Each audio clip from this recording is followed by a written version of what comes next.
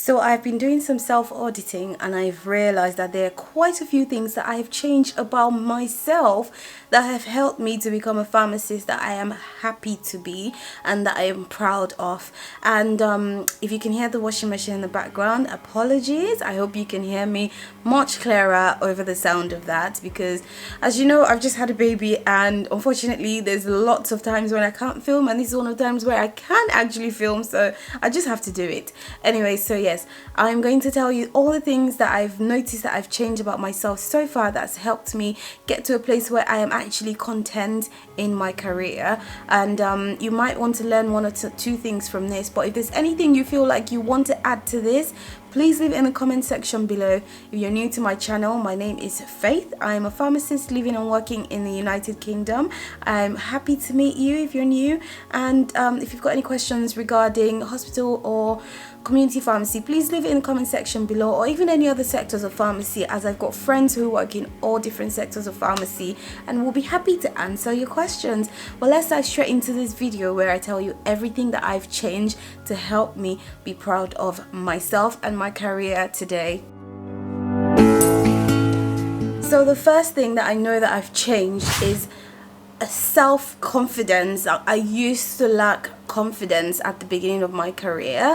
I used to self-doubt a lot at the beginning of my career, and I know that this affects most of us at the beginning of our careers. But how long into your career would you allow that to affect you for?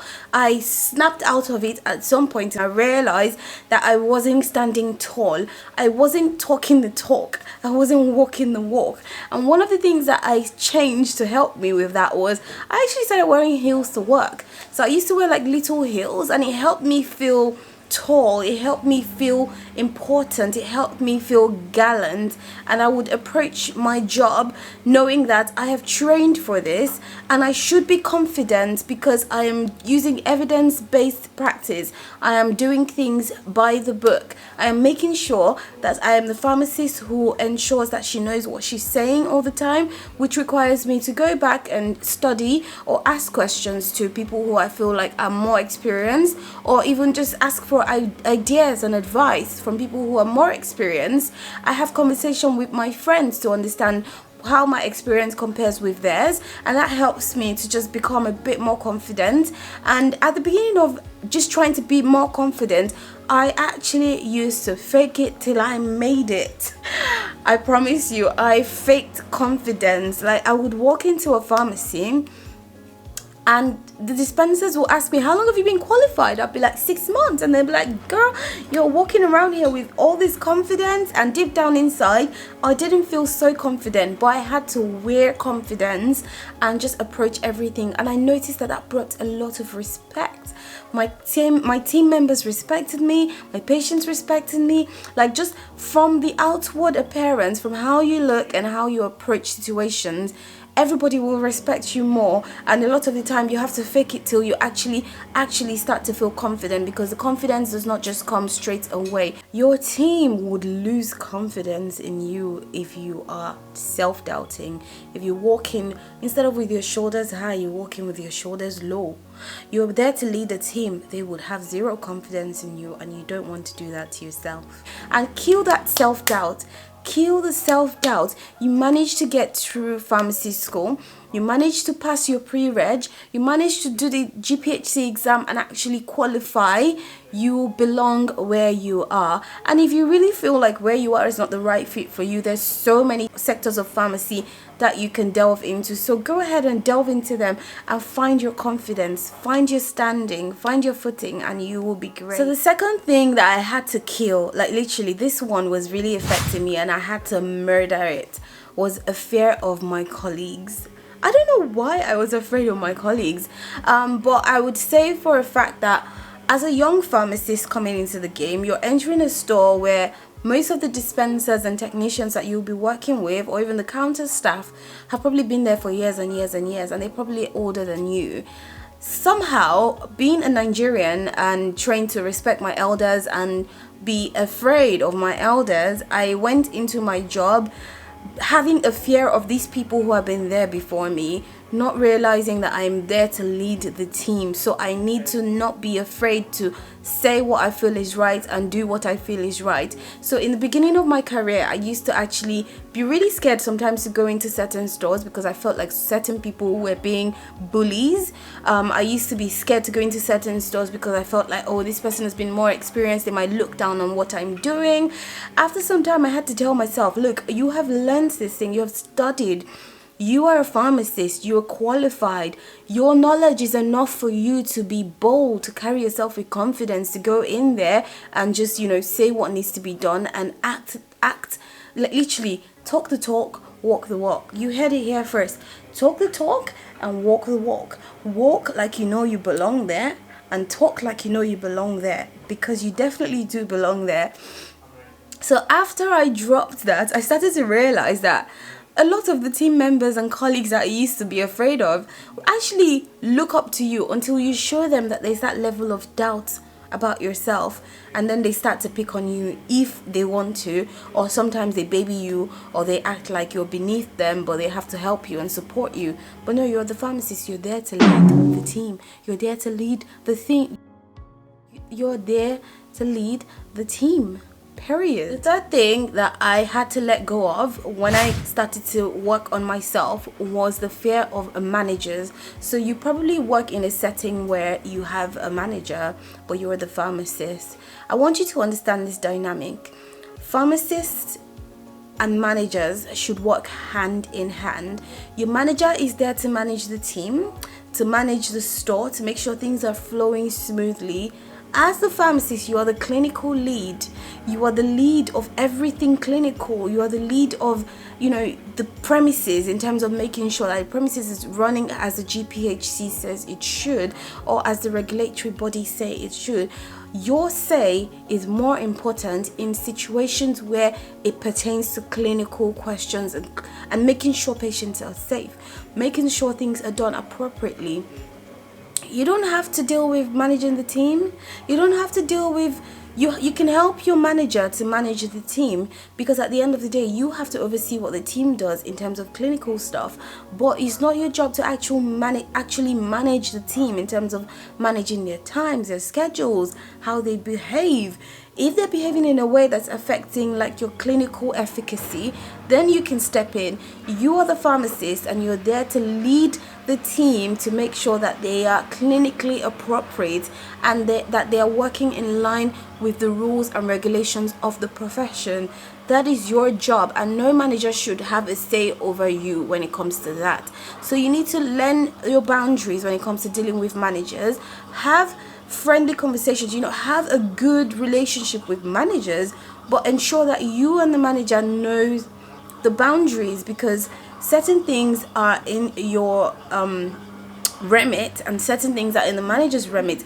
Understand, have a mutual agreement as to where your responsibilities stop and the manager's own starts, and then where the manager's own stops and yours starts. Because if the GPHC walks into that pharmacy and they're doing something that's not in line with the regulations of the profession, girl, they're gonna hold you accountable, or boy, they will hold you accountable. So you want to make sure that you are satisfying what you should be doing as a pharmacist in terms of like clinical stuff, and making sure the team are doing the right things clinically. Quickly, if you have anything that you feel like you have changed as well to make you enjoy your career better, leave it in the comment section below. Let's chat. So the next thing I needed to let go of is fear of mistakes. Let me break it to you. We are all human.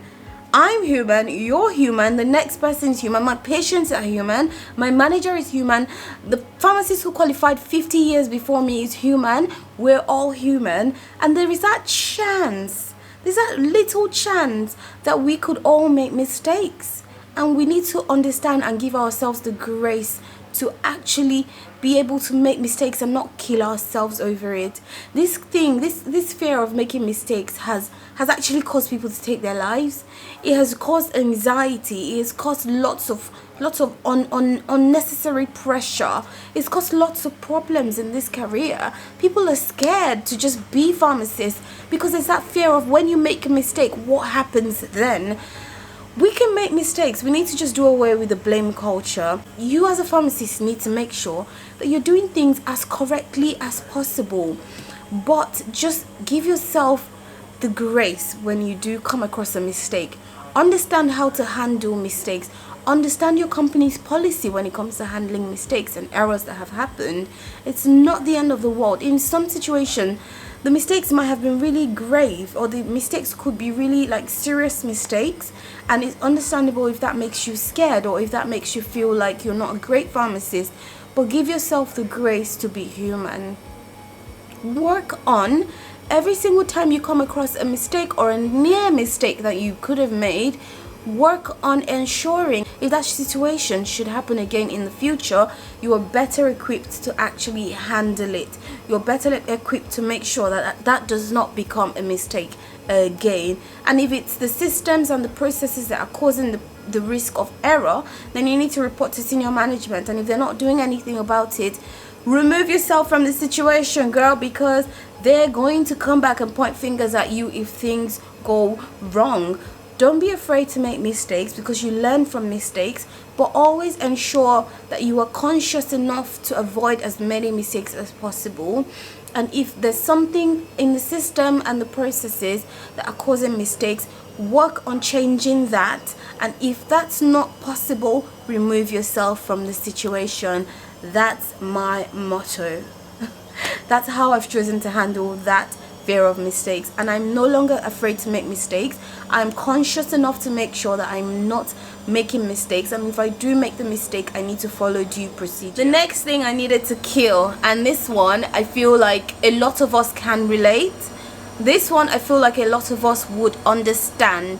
The next thing I needed to kill was my focus on money. For some reason, I went into my career loving the career, but for some reason I just fell into this hole of wanting to make more and more and more and more money, that I lost sight of my love for my job.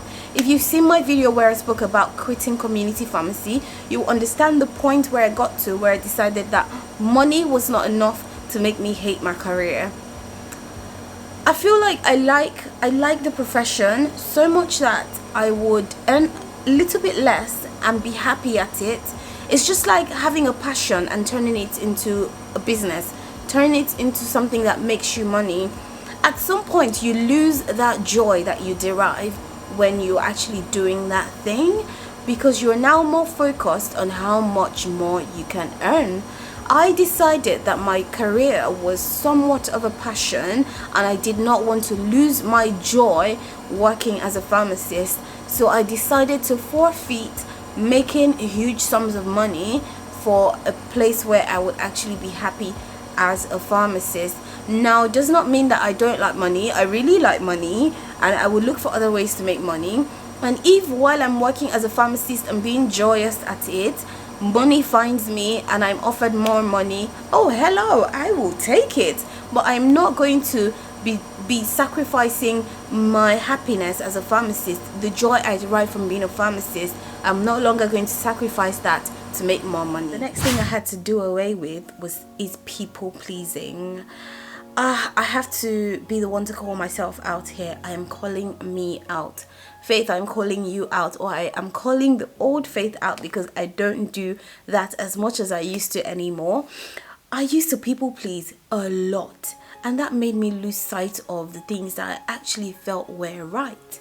I used to do things just to make my manager happy. I used to do things just to make the patient happy. But sometimes you have to choose what is right. And sometimes the patient may not even know what's good for them. And you have to be the one to stand your foot and say, actually, no, this is what you need to do. Sometimes your manager might want you to do things that works for them but don't work for you, and you need to be the one to say, actually no, this is what works. Especially when you're making rules or decisions that align with the rules and regulations that have been set out by the professional bodies. I had to stop myself from people pleasing, and people pleasing also led me to doing other people's jobs for them when I had a pile of my own to do, and that just made me fall behind. And then I'm now rushing to do my own jobs, and that increases my risk of making mistakes. So yes, people pleasing is one thing that as a pharmacist you should not carry on your head. Drop it down. carry it and put it down, because you have to focus on your job as a pharmacist. You have to make sure that you're doing your job. You can help out here and there. You can do things to help people, make people happy, but not at the detriment of you being happy doing your job. Next thing that I stopped that helped me to get to where I am right now, loving and enjoying my career, is mirroring other pharmacists. So I don't know why I did this. For some reason, I just used to mirror other people. I would see someone do a certain thing and I would think, oh, must be cool. I'll try and do it when I'm trying to do that same thing that they're doing, without actually infusing my own personality. One case in point is that I'm very playful. I'm very if you've ever worked with me, you know that I'm very playful behind the scenes, right? But then there's some pharmacists who are serious, like literally professional, serious. 100% of the time they keep a straight face. They don't smile with the team members. They're just, focused on everything they're doing very seriously. No time for jokes, no time to play. And I've worked with a few pharmacists like that, and I thought to myself, oh, maybe I need to be acting professional like this. And I made a conscious effort in my head to try and act a bit more professional. Well, that didn't last too long because I felt very stiff doing it. What occurs to me naturally is to be playful, to be friendly, while still trying to maintain professional boundaries. And when I'm doing that, I'm just happier. Like, I could be in the dispensary checking, and if you know me, you know this, I could be in the dispensary checking medications or reading prescriptions, doing different things, and I'll just bust into a dance just because that comes naturally to me. And people I work with have come to learn that this is me, and sometimes joining in on me dancing. I sing, I dance, I crack jokes. Well, we have light-hearted moments in the dispensary, and that works for me. That helps me feel happy with my working environment. And if that doesn't work for you, find what works for you and do it exactly that way. You don't have to be like someone else, or you find someone cracking jokes and you are someone who doesn't like to play around and doesn't like to crack jokes. Don't do what doesn't occur naturally to you. You will be frustrated at it, trust me. Take it from me who has tried to do it. So I just do what comes naturally to me, and I make sure that in everything I do, I just infuse my personality, because life is too short to spend a good amount of time at work and be pretending to be something you are not. Hey, I said I don't know why I'm acting a fool. I don't know why I'm acting a fool on this video, but pardon me, I'm enjoying myself. Anyways, I hope you have enjoyed this video. I hope you've enjoyed these things that I've decided to stop to make me a better version of myself, to make me enjoy my pharmacist career, to make me a good team member, to improve my mental health as a pharmacist as a whole. Thank you so much for stopping by on my channel, and if you enjoyed this video, you might enjoy watching this video about why I quit my community pharmacy job and I'm working where I'm at right now. Of course, you will find that on my channel as well if you want to find out where I am at right now. But thank you for watching this video, and I will catch you guys in my next video. Bye.